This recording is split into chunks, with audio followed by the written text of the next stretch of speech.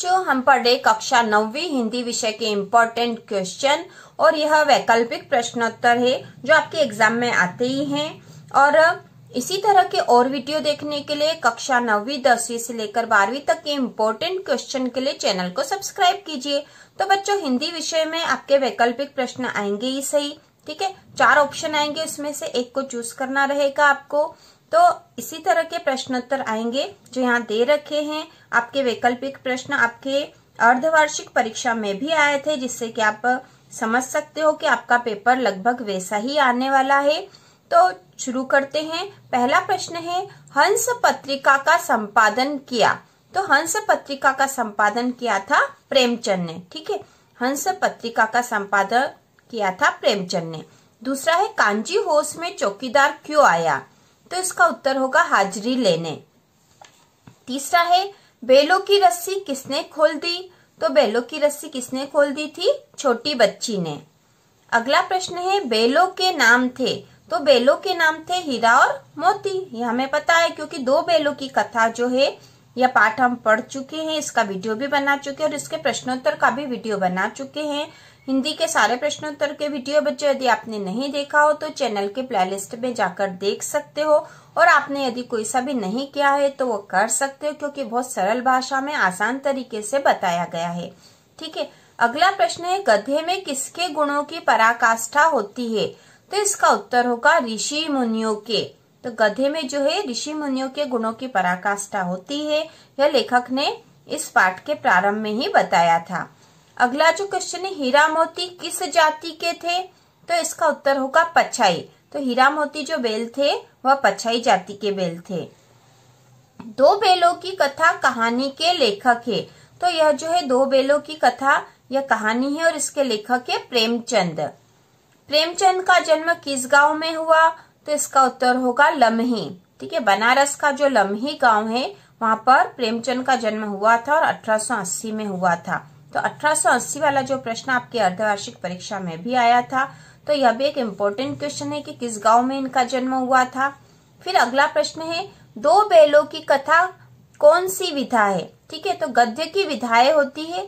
तो गद्य की विधाएं होती निबंध, कहानी, एकांकी, नाटक, उपन्यास, ठीक है, साक्षात्कार, यात्रा वृत्तांत, ये सारी गद्य की विधाएं हैं।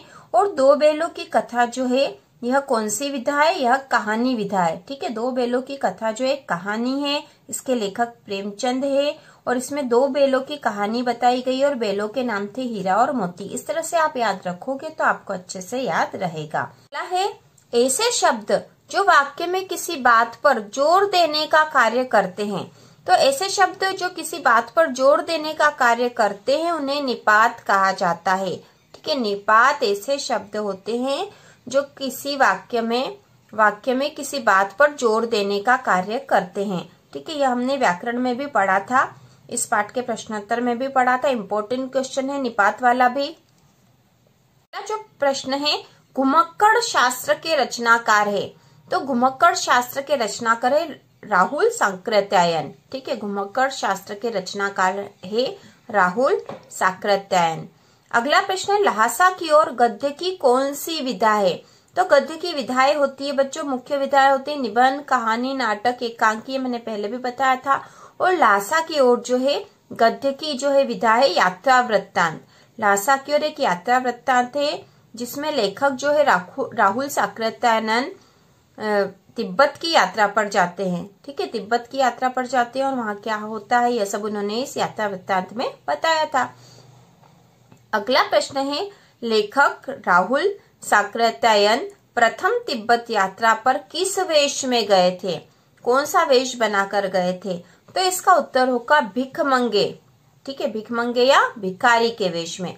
तो प्रथम तिब्बत यात्रा पर जो है राहुल सांकृत्यायन भिखारी के वेश में गए थे क्योंकि उस समय तिब्बत यात्रा करने की अनुमति नहीं थी, ठीक है, इसलिए वो भिखारी का वेश बनाकर गए थे। अगला जो है, मेरी जीवन यात्रा के लेखक है, ठीक है। मेरी जीवन यात्रा के लेखक है राहुल सांकृत्यायन। अगला प्रश्न है, लेखक तिब्बत यात्रा पर किस रास्ते से गए थे।